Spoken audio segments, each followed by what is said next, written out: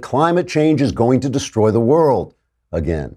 The UN's Committee on Screaming Over Unbelievable Disasters, or UNSOUND, has announced that because of climate change, we must dismantle capitalism worldwide or everyone will die.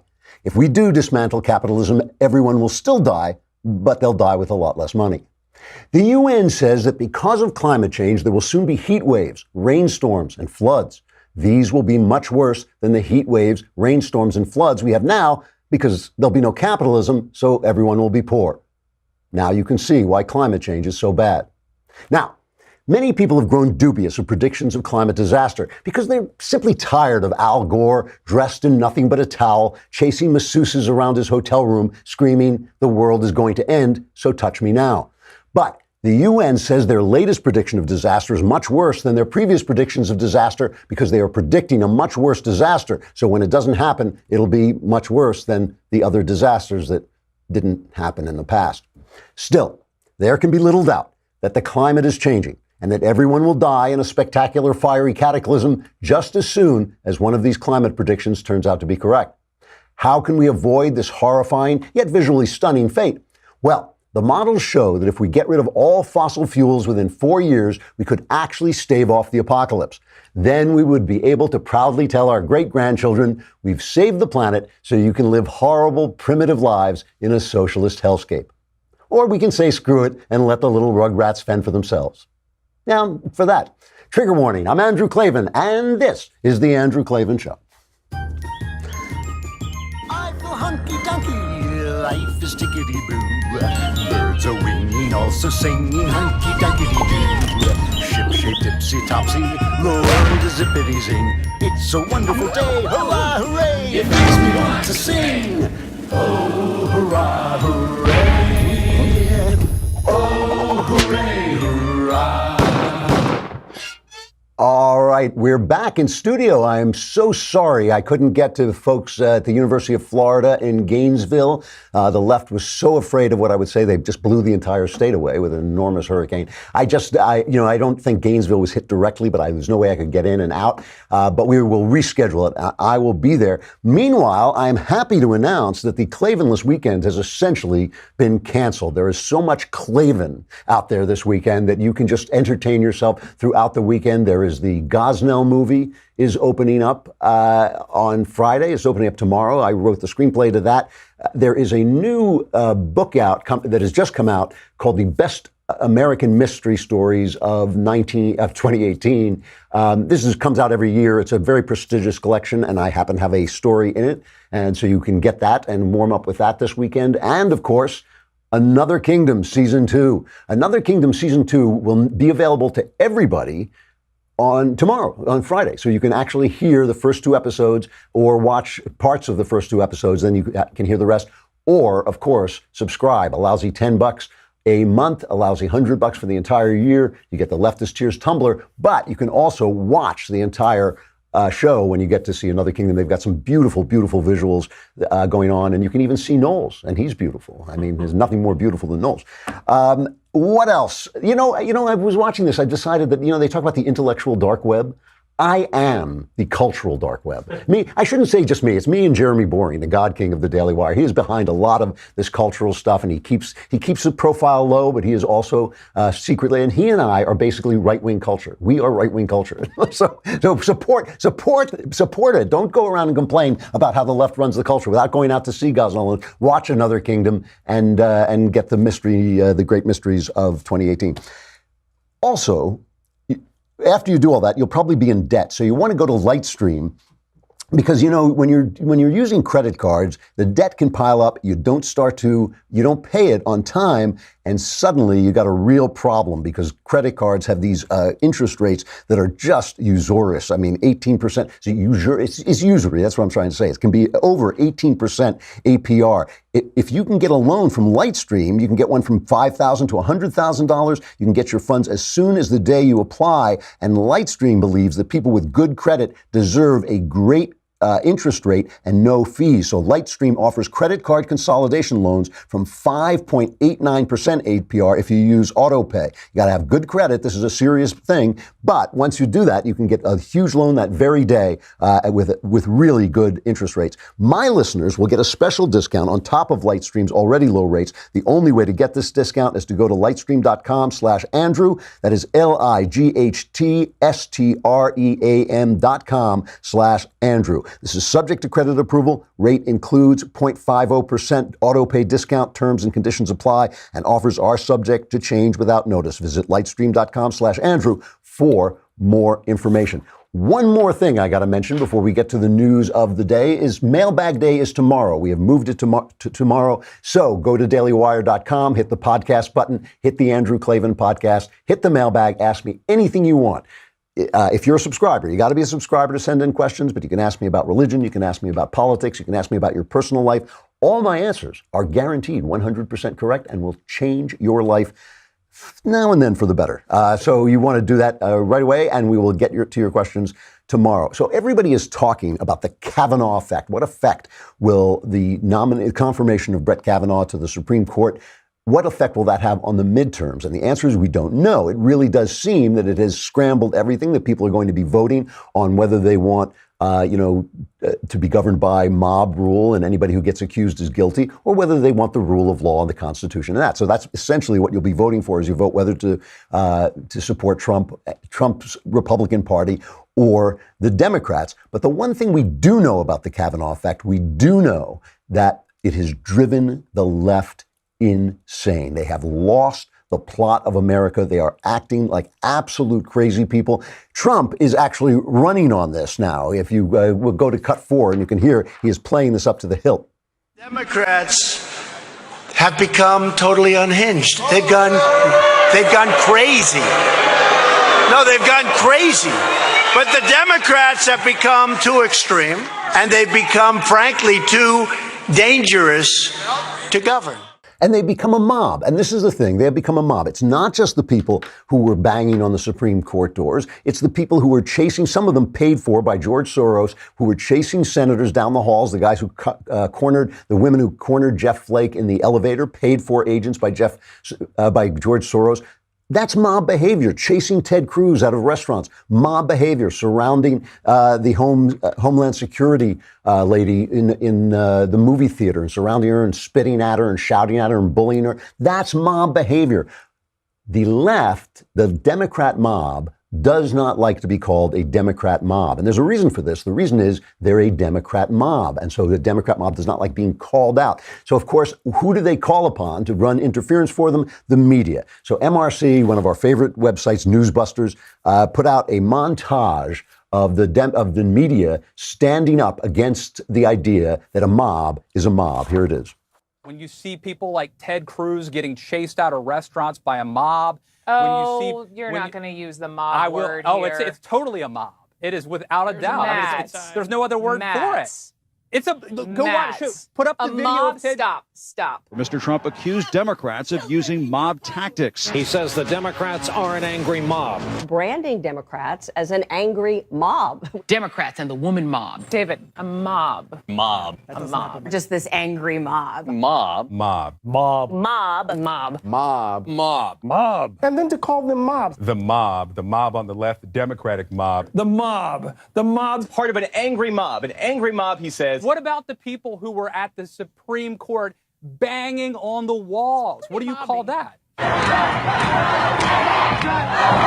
The subjugated majority in this country, and they're being made out to be violent and disruptive. I mean, it really wasn't a mob. Accusing the left of being this angry, wild mob is just ridiculous. Describing protesters as a mob doesn't fit the facts. And it's really funny because Trump loves mobs. This talk of mob rule and so on. I mean, Brooke, have you been to a Trump rally? Donald Trump over the weekend called them a mob and compared them to arsonists. Calling liberals the angry, dangerous mob. And this is actually a tactic that Hitler used. If you wait long enough, they get to Hitler. Hitler must just sit up in his grave and bump his head against his coffin every time this happened. Although I guess he wasn't in a coffin. But there it is. You know what I love about this is, like, if it walks like a mob, talks like a mob, sounds like a mob, it's a mob. And Don Lemon, who is just a lemon head, Don Lemon was saying, oh, well, it's not, we have a constitutional right to go into a restaurant and harass a senator. No, you actually don't. That is not what free speech is. That is not how free people behave. It is absolutely not within the realm of free speech to go screaming at people, to dox them so that people go to their houses. It is absolutely mob rule. And they're encouraging it. We played Hillary Clinton the other day saying, oh, we can't be civil anymore until we win. Why? We don't want to be civil when we're out of power. When we were out of power, that's when we become uncivil. Eric Holder, we got to stop for a minute. Eric Holder is obviously thinking of running for president. This was former attorney general under Barack Obama. Only attorney general in the history of the United States to be held in contempt of Congress. For what? It was because when he got caught out and investigated for running guns, essentially, the Fast and Furious operation, in which they allowed Mexican gangsters to buy guns because they were going to trace the guns. That was the idea. They were going to trace the guns.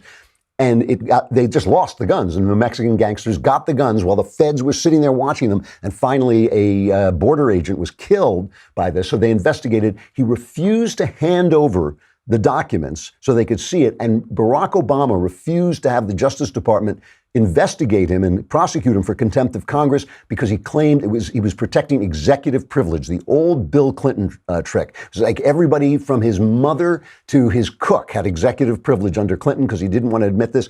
I got a lot of feedback about the Max Boot interview that I did, a Never Trumper Max Boot. And, there were two kinds of feedback I got. One was, why did you play that? Why did you let him say those stupid things? And the other was, I'm glad you let him say those stupid things so I could hear them. But the one thing that everybody found incredible was his idea that Barack Obama was somehow a great, honest guy who didn't violate the Constitution, which is my big argument, that Trump, for all they yell about him and all his rudeness and his strange sometimes behavior, he hasn't violated constitutional governance at all. And Obama did it routinely. He transformed the government into a Democrat machine like in Chicago. So here's Eric Holder telling people what he wants them to do. They have used the power that they have gotten for all the wrong things. They want to keep themselves in power. They want to cater to the special interests. It is time for us as Democrats to be as tough as they are, to be as dedicated as they are, to be as committed as they are. Michelle always says, Michelle Obama, I love her, she and my wife like really tight, which always scares me and Barack. But Michelle always says that, when they go low, we go high. No. When they go low, we kick them. When they go low, we kick them. And and people are encouraging, they're encouraging people to basically attack, congresmen, senators. Who was it? It was Cory Booker. Played Cory Booker. Here's Spartacus telling people they should go after people get up in the faces of congresspeople. Please don't just come here today and then go home. Go to the Hill today. Please get up in the face of some Congress people. Yeah, so, you can't say it's not a mob when you're encouraging people to be a mob. You don't see Donald Trump. Donald Trump riles up his base. There's no question about it, but he doesn't rile them up to violence. He doesn't rile them up to attack people. He never said that. He never said, go kick them. When he was campaigning, I used to rail at him against this. When he was campaigning, he sometimes skirted the edge, and it really bugged me, and it bugs me still that he did it. But since he's become president, he hasn't been doing that, and they have become his worst self. As I always say, Trump at his worst is the Democrats. That's why they hate him. But more important than this, more important than the mob, is the fact that what they are fighting for, what the left is actually fighting for, is to destroy constitutional governance. One of the things that I keep saying about, people say, well, Donald Trump had all these, women who said he did these nasty things. Well, all of the women who accused him, they accused him of things that were creepy mischief, of putting his hands where he shouldn't have put them, of looking up their skirts when they were walking above him, that kind of thing, creepy stuff, but not assault. They didn't, only his ex-wife during a divorce proceeding, accused him of really raping her, and then said, no, that was the lawyers talking. It was just part of the divorce settlement, everything else. But the thing is, he was running against, and this was another disagreement I had with Boot, he was running against a career criminal, a woman who was, listen to Ken Starr talk about her. He was on this close to going after her for perjury. After her testimony, she stonewalled everybody. But a career criminal who openly did not support the First and Second Amendments. She openly did not support the Heller decision, which said this Second Amendment guarantees your personal right to bear arms. And she didn't support the Citizens United decision, which basically supported your right to have political speech. I mean, it was the First Amendment.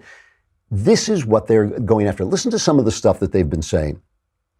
Ian Millhiser, who is a George Soros guy from the site Think Progress. So he is the justice editor there. And he writes this piece after Kavanaugh gets confirmed. The Constitution of the United States has failed. And this thing is amazing. It is just like it is really like a 19-year-old who's just read that idiot Howard Zinn. And he's like, wow, sometimes bad things happened in America. It's not all good. And so he hates America. And he says, Americans speak of our Constitution as if it were a religious text. To label a law unconstitutional is not simply to say that it violates some procedural rule or legal technicality. It is to label it fundamentally un-American.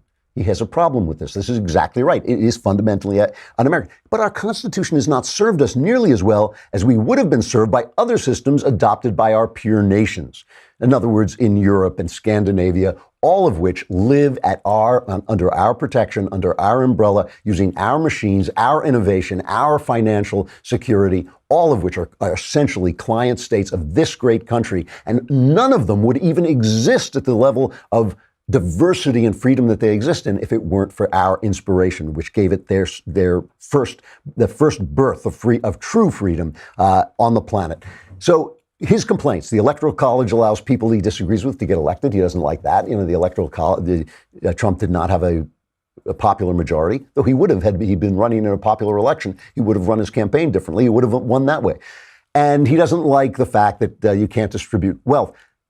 If it were just guys like him, just George Soros, radical hacks like him, that would be one thing. But MSNBC, remember Lawrence Stop the Hammering O'Donnell? He's over there complaining about the Electoral College too. He's the hammering.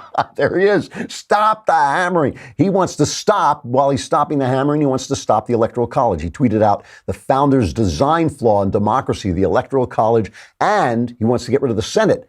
2 senators per state, no matter what size or population. And that, Stop the hammering. Yeah, stop this constitutional stuff. Alexandria Google Eyes Cortez, the know nothing. I mean, talk about a woman. Every time she opens her mouth, I think she may actually lose one of the most democratic districts in the country. But she tweeted out, it's well past time we eliminate the Electoral College, a shadow of slavery's power on America today. So what is it they're saying? The Senate, the Electoral College, it gives power to the states. It means that if you live in Wisconsin, what a great state, by the way. I was just there. What a beautiful, beautiful town Madison is. What nice people, what great food. But the left does not want them having the same power as the people in California and the people in New York, because that's them, and they hate you. They hate the rest of the country. They hate the people who don't think like them, and they think because they are so righteous, they should have the right to reach out from LA, which knows nothing about Madison, which knows nothing about Arkansas, which knows nothing about Tennessee. They should be able to reach out and tell those people how to live. And that's why they keep going back to Democrat institutions like slavery and Jim Crow, because there were times when states' rights was used to defend bigotry. That is true. They're right about that. But it was all Democrats. It was all Democrats doing that. Now that it's Republicans, we don't have that problem. They're just trying to live the way they want to live in their locality, not the way you want them to live in your locality, and they despise them. And if you don't think they despise them, listen to the way, if they're obviously they're racist about white people. They've used words like white male as a pejorative, which is, I just find that disgusting. If I use the word black male as a pejorative, they'd come in here, Shapiro would come in here and drag me out. I mean, they're like, no, seriously, nobody on the right thinks like this. Nobody on the right wants to think like this. Nobody respectable on the right. I'm not talking about the people who go nuts in the comment sections. I'm talking about the mainstream. But the mainstream of the left is talking about whites as if that's somehow wrong. But then if you're black, if you're Kanye, listen to the way they talked about Kanye on Lemon Show. This is cut number 8. Kanye West is what happens when Negroes don't read. And we have this now, and now Donald Trump is going to use it and pervert it, and he's going to have somebody who can stand with him and take pictures. Just looking at Scott's. Scott's like, whoa, okay. So it's a Chris Rock reference, by the way, Scott. Go back and watch the old Chris Rock stand-ups from the 90s. Maybe I will look that up. I know that. All right, listen. Maybe it'll work, Tara. Will it? I don't know. Work for who? It's not going to work in the black community. Listen, black folks are about to trade Kanye West in the racial draft, okay?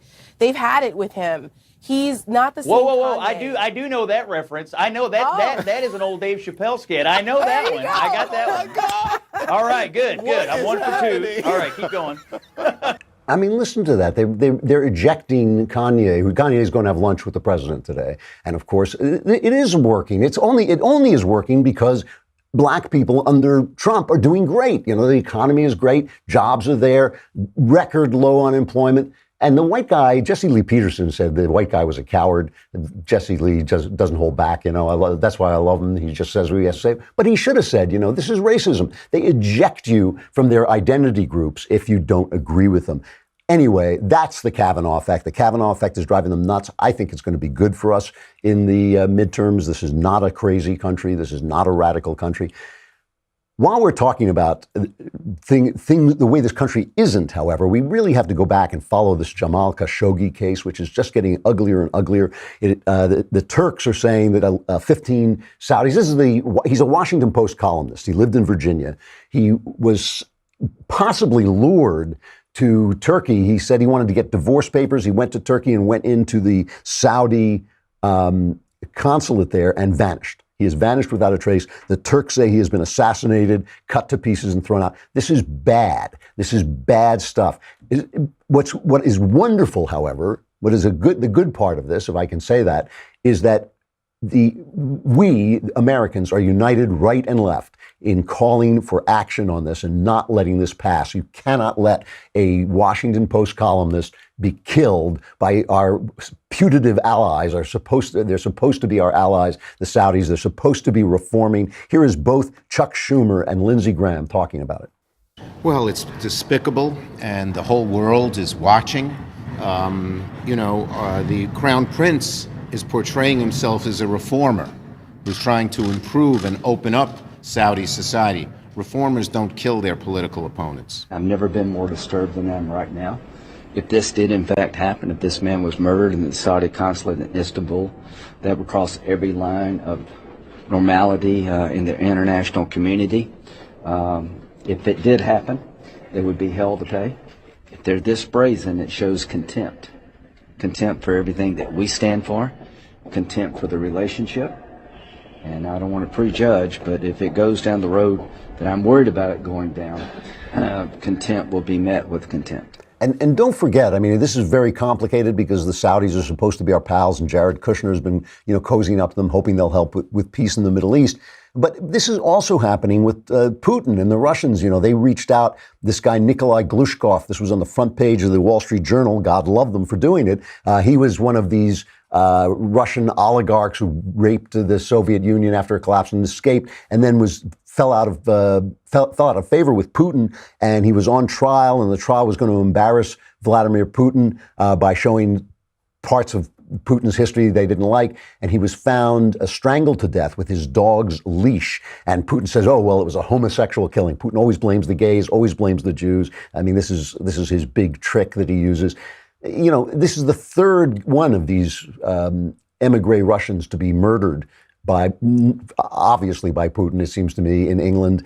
We cannot let this stuff go on. We have to call it out, and do not listen to the people hammering Trump about this. Maggie Haberman, the Clinton hack who's over at the New York Times, she tweeted out that somebody shouted at Trump, what wasn't this Khashoggi journalist killed because you said that journalists are the enemy of the people? No. And they're saying, oh, he's going to sweep this under the rug. No, he's not. I mean, this cannot stand. This cannot stand. And it is good to see Americans uniting over this. It is good to see Schumer joining with Lindsey Graham because clearly the left has forgotten what America is about in America, but let's not forget what they are about in the rest of the world. So it is good. Hey, some of this stuff is causing Democrats to wake up because there are only two parties, Republicans and Democrats, and one of them has lost the plot of the country. One of them has forgotten what this country is about. And that is why I really, have come to support Trump, why so many never Trumpers have come around. He is defending the country as it stands. He is not always a person I like, but he is always a person so far who has stood up for constitutional governance. Brandon Straka made this video saying he was walking away. He was a gay liberal and he wanted to walk away from the left, which he said, and he started to encourage people to walk away. And he has started a movement and he is organizing a walkaway march in Washington, D.C. for October 27th. And we had him on the show and talked about him. They're a really entertaining guy and an entertaining interview. This is October 27th, the walkaway march. And here is Brandon Straka. Brandon Straka, thank you very much for coming on. Thank you. So let's start at the beginning. What is it that made you walk away in the first place? It made you make this walk away video? Well, I had been watching for years as I felt like the ideology of liberalism was becoming more and more kind of toxic and intolerable. And so I was already starting to feel sort of pushed away and isolated and, kind of turned off by that. And then, but it was really after the election of Donald Trump that, I voted for Hillary and I was really, really devastated that Donald Trump had been elected because I believed the liberal media. I mean, I was an ardent follower of the liberal media. And so when they said things like he was, racist, a bigot, a Nazi, the second coming of Hitler, I really thought that we were in a lot of danger. I mean, I really, really believed them. And so it wasn't until, I was going on social media and like ranting and raving and asking all these people, I grew up in Nebraska and I was just like, why did you people vote for him? Like, what were you thinking? What's wrong with you?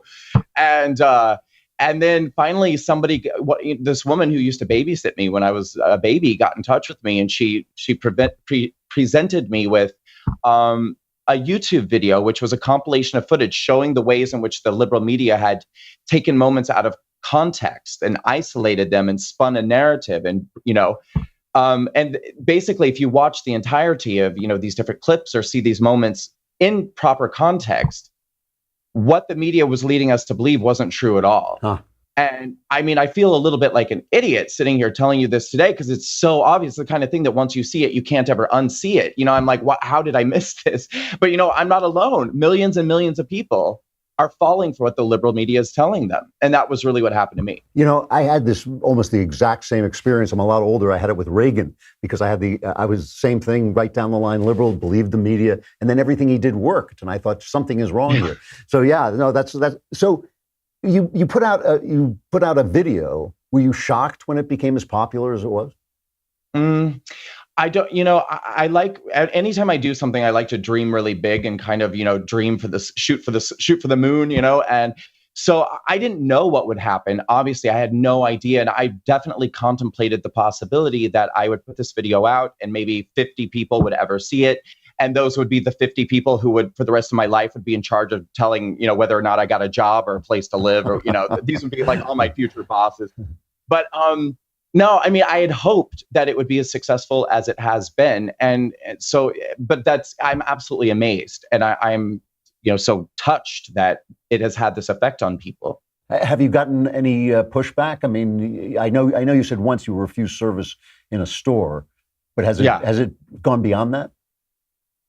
I don't know if it's gone beyond that. I mean, there's sort of different categories of hate that one receives. So there's definitely the, being denied service in the store hate. There's the hate where the people who are your friends since elementary school reach out to you and say that they're going to go to the media and tell horrible things about you to people.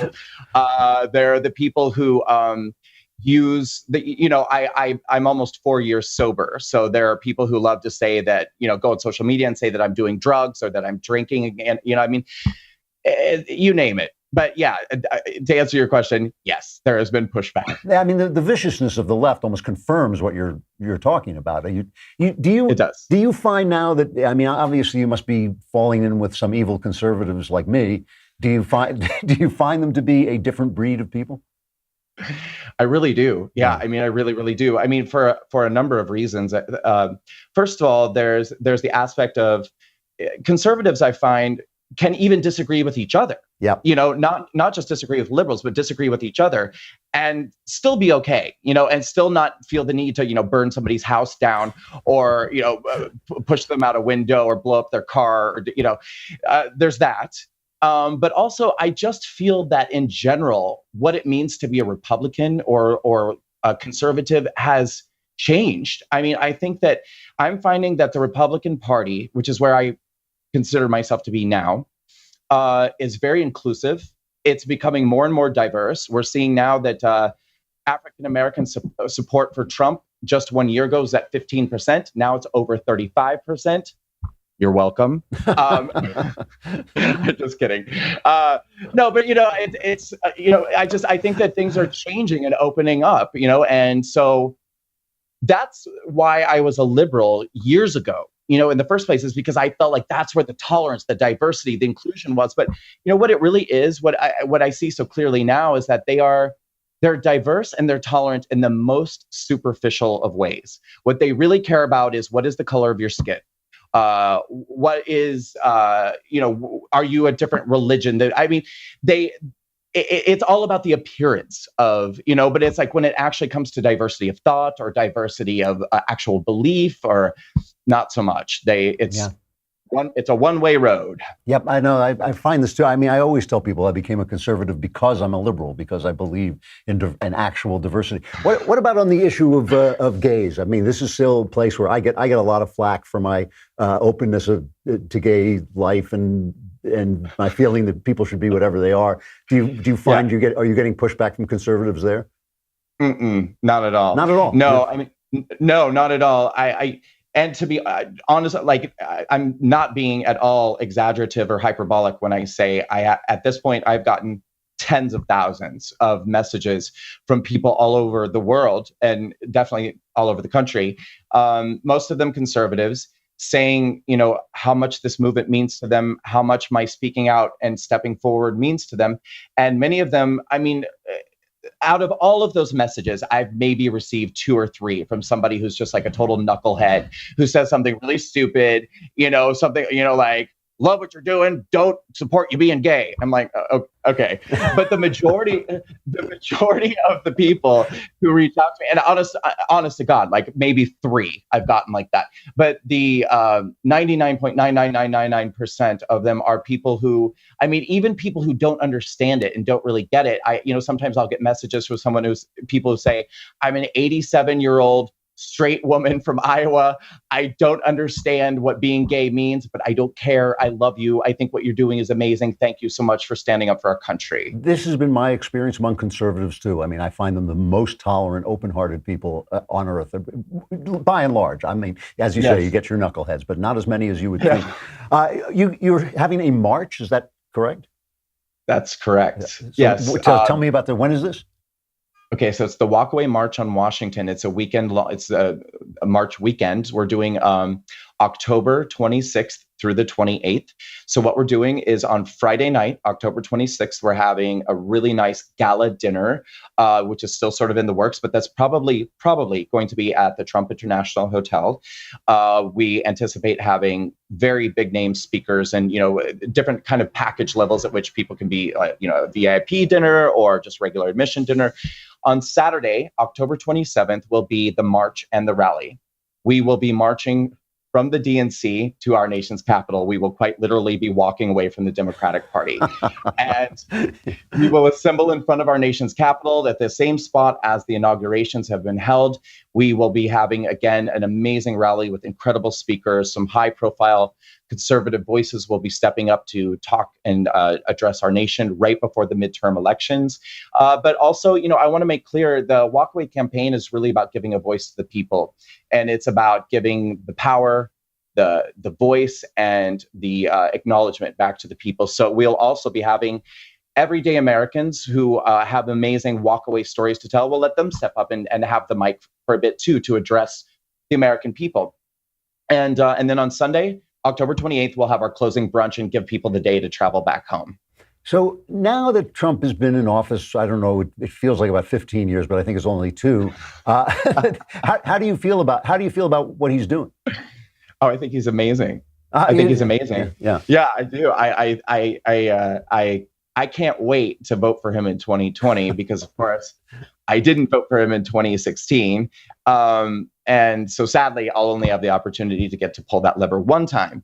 But I think he's doing an amazing job. I mean, I think the numbers speak for themselves. I think the confidence that Americans are feeling speaks for itself. It's really only the people who are running around, with tinfoil on their heads screaming, resist, resist, Hitler's back, Hitler's back. I mean, it's really only those people that are unhappy. And I feel for them, but it's like, at the same time, I'm like, honey, take a Xanax. I mean, everything's fine. We're really doing quite well. As you go forward, what are you hoping to see? I mean, when you're talking about actual things like policy, actual things that you'd like to see happen in the country, what are you hoping for? Well, what I'm really hoping for, particularly going forward with the Walkaway campaign, is I want to see more and more people in general, but particularly minorities, begin to open their eyes and see that they have been lied to and used and manipulated by the Democratic Party, and that they don't really care about them. They are manipulating them and they are using them. And that, I always say Walkaway is a journey, not a destination. Now, I happen to find myself in the Republican Party, but I don't tell people where to go or what to think. I don't encourage people to leave groupthink and come into more groupthink.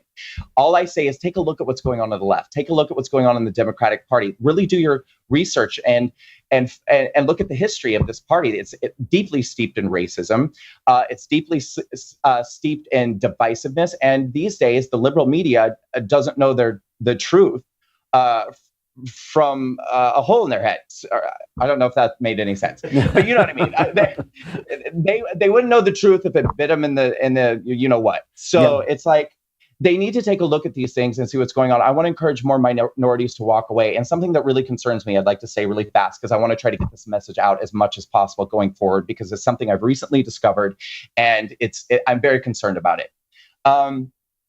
I believe that what the Democratic Party is their next tactic is going to be, because they seem to be pushing more and more for this far left socialist sort of communist platform. They're even starting to run these democratic socialists very openly. I mean, that's what, I think that what they're going to do is find candidates who, anywhere they can find them, who are Black, Hispanic, gay, transgender, run them on this extremely fringe left socialist platform, and their strategy is going to be that when people object to this platform, they're going to say it's because they're transphobic or homophobic or racist. So they are intentionally going to run minorities on this platform so that they can use their minority status to help push that socialist platform and accuse anyone else of being a bigot who objects to it. And what I'm even more concerned about is that Black people and gay people and transgender people are going to think that they have to be socialists because they're gay or because they're transgender. This concerns me a lot. And so I want to make sure that we get voices out to these communities, these racial minority communities, the LGBT community, to let them know you don't have to be a socialist.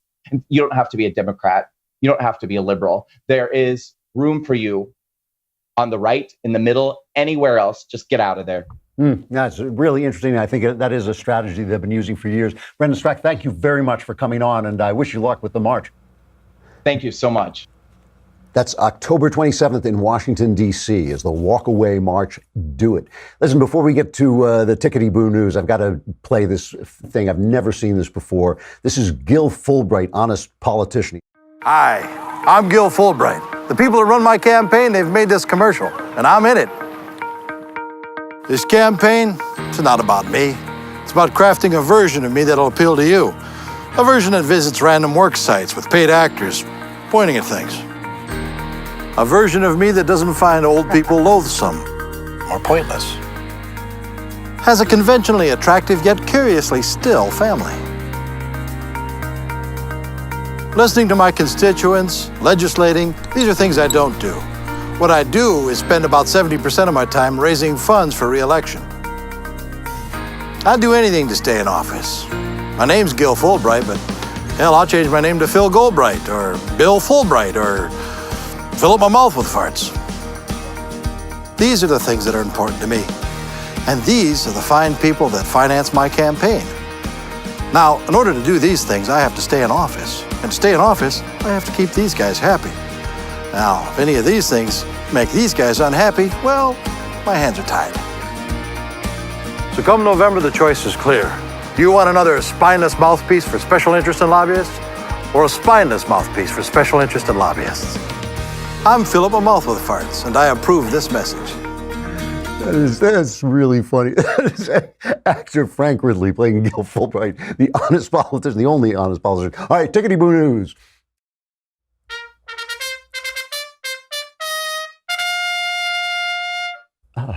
All right, the Atlantic Monthly, to my shock, ran a piece by a stone left-winger. I mean, it's just the opening of this piece is so obnoxious, but the meat of the piece comes from a report that was recently published called Hidden Tribes, a study of America's polarized landscape. And the study was written by More in Common, an organization that was founded in memory of Jo Cox, the British MP who was murdered in the run-up to the Brexit referendum. She was a, pardon me, a Labour politician who was murdered by a far-right lunatic.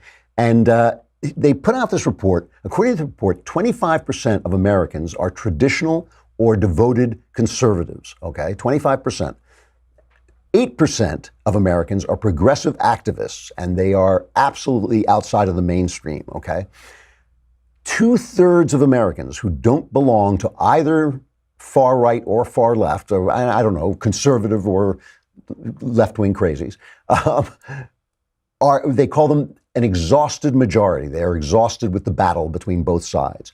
So that's 80%, right? 2/3. So that's 66%.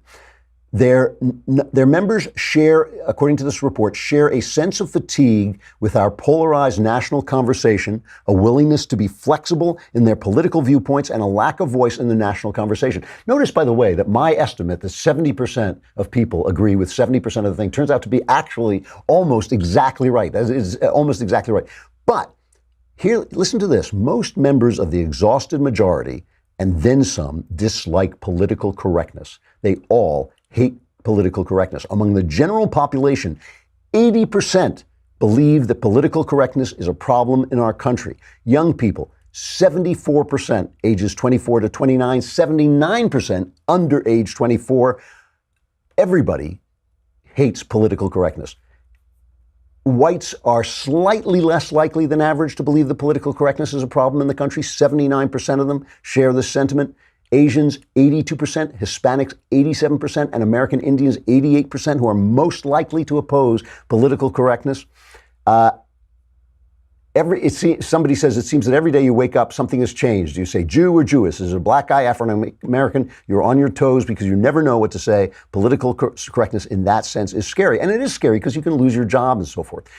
What I'm telling you is all these people who apologize the minute they get caught out saying something politically correct, all these corporations that fold, all these spokesmen, all these artists who come on their knees as if they're at a Stalinist show trial with a sign saying thought criminal, every one of them, they're all playing to the minority. Every single one of them. What does that mean? It means for those of us who believe in the Constitution, those of us who believe in freedom, those of us who believe in that America is a great country and can be greater still if we remain free, all of us, we are in the majority. We are the majority. And those of us who believe that art and culture should not be restricted by political correctness. There was an article in the Times about this, the guy saying that he's getting attacked for disliking something that was done by a black guy because it was done by a black guy. Everybody hates it. Everybody hates it. This is one more reason why you should celebrate this Klavan full weekend by going to the Gosnell movie tomorrow, by listening or watching Another Kingdom, and even subscribing so you can see all of Another Kingdom. But if you don't subscribe, you can catch it. You can listen to it tomorrow, Friday. First 2 episodes of season 2 and all the episodes of season 1 are up there for you if you want to catch up. And of course, get the Best Mysteries of 2018, Best American Mystery Stories of 2018, which includes my story, All Our Yesterdays. All of that stuff you can do to celebrate non-politically correct right-wing culture, namely me, because non-politically correct right-wing culture is me, backed by Jeremy Boring, God King of the Daily Wire. So it's going to be a great weekend. And plus, I'll be here tomorrow. I will be here tomorrow to make up for the fact I was traveling on Wednesday with the mailbag. So get your questions in if you're a subscriber. Hit dailywire.com, hit the podcast button, hit Andrew Klavan Podcast, get to that mailbag. All your problems will be solved for just a lousy $10 a month. What a great deal. I'm Andrew Klavan. This is The Andrew Klavan Show. We will see you again tomorrow.